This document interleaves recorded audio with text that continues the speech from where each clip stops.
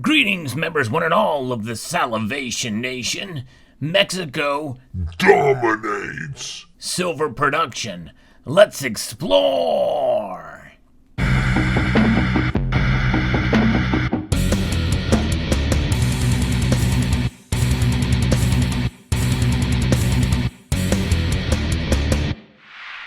For many of us, Mexican silver holds a very special place in our hearts, mainly because we understand the history behind silver produced in Mexico, and a lot of that revolves around this mint mark.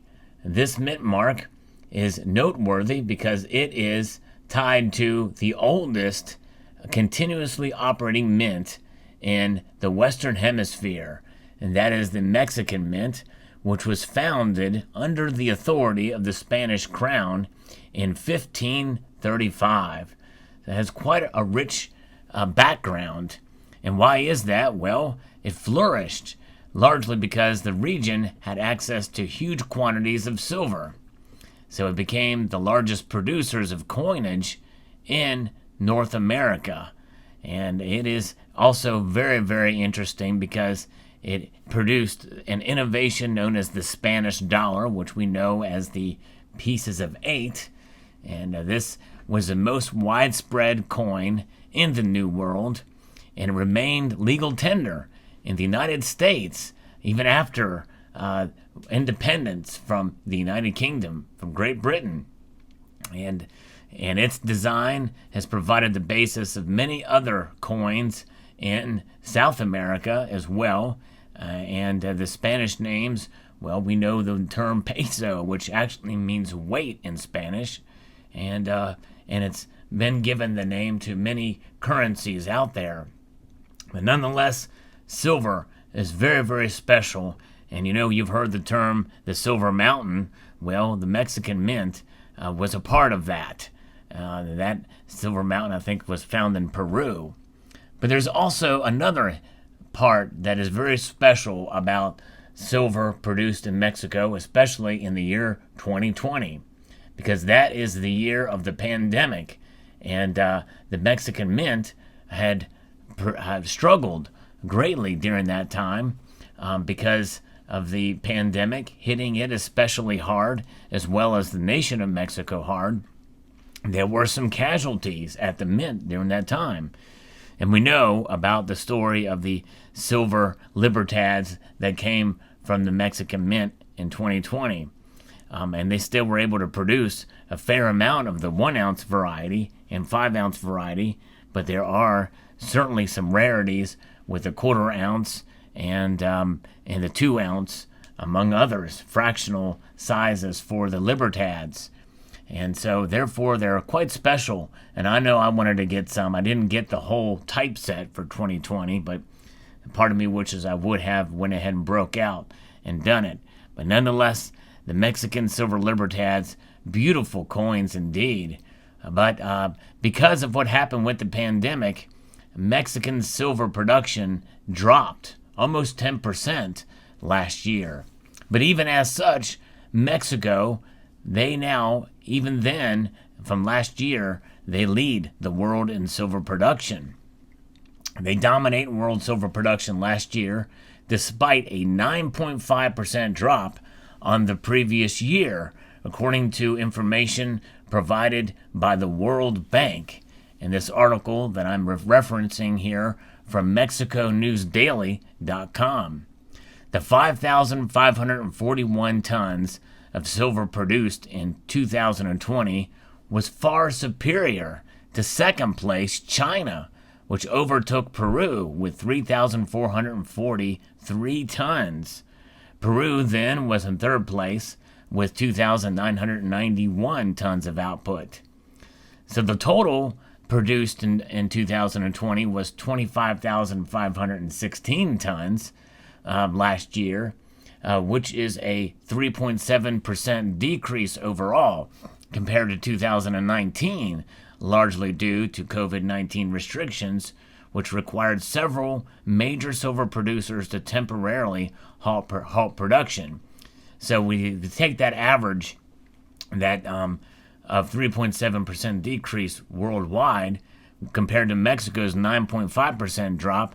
It's amazing that they were able to still produce so much. The precious metal is also subject to price fluctuations, as we all know, which are influenced by the performance of industrial metals. Mexico's Fresnillo PLC, the world's largest silver producing company, said mine extraction of the metal has shown a steady decline since 2015, especially as a primary silver producer. The world's supply of silver comes from two sources: mining production and recycled scrap. In 2020, mining production contributed 81.1% of the total silver supply, with scrap contributing to 18.8%. Now, those are some staggering statistics when you think about it. There's a lot of recycled silver out there. In fact, you may remember an organization called Ohio Precious Metals, which I think eventually evolved into Elemental. They recycle a lot of silver. This happens a lot, for sure. That's something that silver stackers need to keep in mind and pay attention to, because as the price of silver goes up, you are going to see those numbers fluctuate even more and grow in terms of the percentages. We may see 20% and 80% of that differential. Within mining, only 28.7% of silver come from mines dedicated to its extraction. So think about that. Only 28.7 of silver that is mined is solely dedicated to silver. So primary silver producers are becoming less and less, are becoming more and more rare and less prominent. 71.3% comes as a byproduct from mining lead, zinc, copper, and gold. And think about those other metals, lead, zinc, and copper especially. Those are base metals. And that is why silver is mined mostly cheaply. Because primary silver mines, from last statistics I remember, the average cost is anywhere between $12 and $14 an ounce from primary silver mine producers. From lead, zinc, and copper as a byproduct, and of gold, it is far less expensive, anywhere between $4 and $8 an ounce. Now, those numbers may have increased now because of fuel and inflation, but you understand where I'm going with this. And that is probably part of the reason why you are seeing the prices of silver not rise as dramatically, because there's less primary silver mine production and more of it as a byproduct because of these other metals that have been shown in great demand. And that is what is causing this, which means more silver is produced as a result. But again, a balance. There is some deficits. We've seen that from some reporting from the Silver Institute, Metals Focus, etc. But I digress. Fascinating indeed, though. The highlight is that Mexico continues to dominate in the production of silver.